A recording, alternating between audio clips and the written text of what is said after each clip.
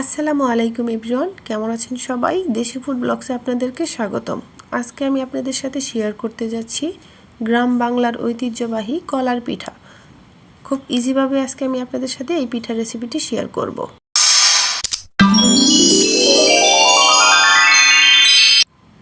এখানে বিচি কলা নিয়েছি, কলাটা একদমই পাকা। প্রথমে কলার খোসাটা ছাড়িয়ে নিব। তারপর কলার খোসাগুলো একে একে ছাড়িয়ে নিব। নিয়ে কলাগুলোকে আমি একটু ভেঙে দেখিয়ে দিচ্ছি আপনাদেরকে কতটা বিচিওয়ালা কলা নিয়েছি আমি পিঠার জন্য।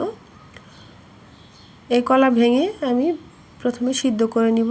কলাগুলো যেহেতু বিচি ছাড়াতে হবে, তার জন্য সিদ্ধ করে নিলে খুব ইজিভাবেই কলার বীজগুলো ছাড়ানো যাবে। তার জন্য পানি দিয়েছি পর্যাপ্ত পরিমাণে, তারপর কলাগুলো দিয়ে সিদ্ধ করে নিব। কলাটা সিদ্ধ হয়ে গেছে, দেখুন বীজগুলো কিন্তু কলার মাংস থেকে আলাদা হয়ে গেছে প্রায়। একটু ছেঁকে নিলেই হয়ে যাবে। এবার ঠান্ডা করে নিব নামিয়ে।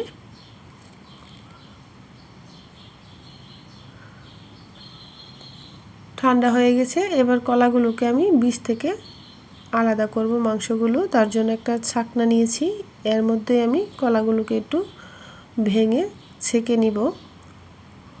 এরকম করে কিন্তু আলতো করে একটু ঘষা দিলেই কলার বীজগুলো আলাদা হয়ে যাবে।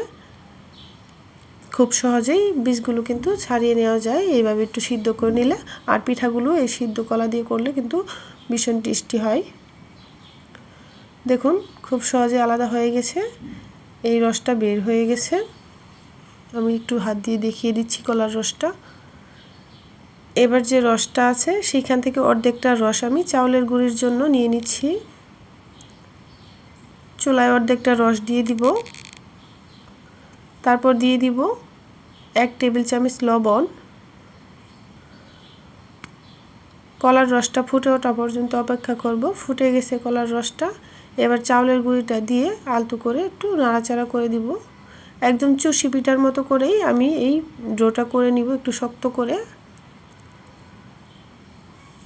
আমি কিন্তু কলার রস দিয়ে এই ডোটা করছি, তাতে কিন্তু কলার পিঠাটা অনেক টেস্টি হয়। দেখুন হয়ে গেছে। এবার যে বাকি রসটা আছে সেটাও আমি জাল দিয়ে নিব। চুলায় বসিয়ে দিয়েছি। দিয়ে দিব গুড়।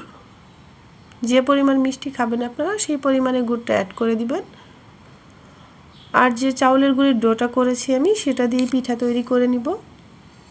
পিঠা তৈরি করার জন্য এখানে আমি একটা পাটার ব্যবহার করেছি, আপনারা চাইলে পিঁড়ি ব্যবহার করতে পারেন। প্রথমে এরকম করে একটু লতার মতো করে চিকন করে নিব। আপনারা চাইলে কিন্তু মোটা করেও কলার পিঠাটা বানাতে পারেন। আমি কিন্তু মোটা করে কলার পিঠাটা বানাতে পারি না, তার জন্য একটু চিকন করে বানিয়ে নিচ্ছি।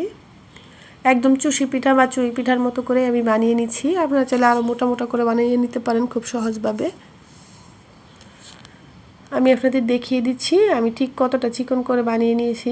চিকন বলেন মোটা বলেন একই রকম লাগে, মোটাটা একটু খেতে বেশি ভালো লাগে। বানানো হয়ে গেছে, আমি একটা প্লেটে নিয়ে নিব। একটু সময় নিয়েই বানাতে হবে, একটু সময় লাগবে বানাতে। তারপর যে রসটা আর গুড়টা আমি চুলায় দিয়েছি সেটা এরকম হয়েছে। আমি আস্তে আস্তে এই চুইগুলো দিয়ে দিব। তারপর একটু একটু করে নাড়াচাড়া করে দিব, যেন দলা বেঁধে না যায় সেদিকে একটু খেয়াল রাখবেন। বলক দিয়ে দিয়েই এইভাবে একটু একটু করে অ্যাড করতে হবে পিঠাগুলো।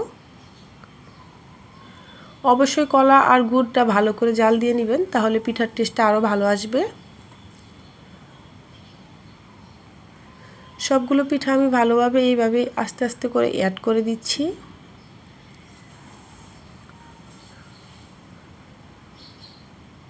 এইবার পিঠাগুলো কিন্তু প্রায় অ্যাড করা হয়ে গেছে। বাকি পিঠাগুলো আমি একইভাবে অ্যাড করে দিচ্ছি।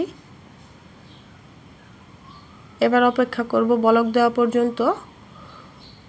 হালকা একটু বলক হয়ে গেলে কিন্তু আমি অ্যাড করে দিব জাল করে রাখা দুধ। এখানে আমি 1.5 লিটার দুধ ব্যবহার করেছি। দুধের পরিমাণটা যত বেশি দিবেন পিঠার টেস্টটা কিন্তু ততটাই ভালো আসবে।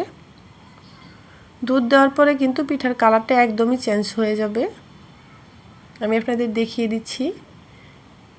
অবশ্যই জাল করা দুধটা ব্যবহার করতে হবে এখানে, তাহলে কিন্তু ভালো লাগবে। কাঁচা কাঁচা দুধটা ব্যবহার করবেন না, তাহলে কিন্তু পিঠার টেস্টটা ভালো আসবে না। এইবার বলক দেওয়া পর্যন্ত অপেক্ষা করব, তারপর নামিয়ে নিব। পিঠার কালারটা কিন্তু একদমই চেঞ্জ হয়ে গেছে দেখুন।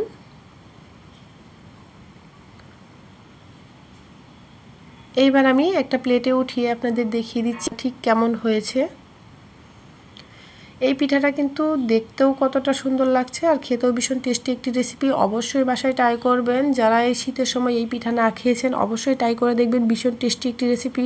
এই রেসিপিটি যদি কারো ভালো লেগে থাকে অবশ্যই লাইক, কমেন্ট, সাবস্ক্রাইব করে দিবেন আর পাশে থাকা বেল বাটনটি অন করে দিবেন আমার নতুন নতুন ভিডিও পাওয়ার জন্য। যারা ফেসবুক পেজ থেকে দেখছেন তারা অবশ্যই আমার চ্যানেলটাকে ফলো দিয়ে রাখবেন।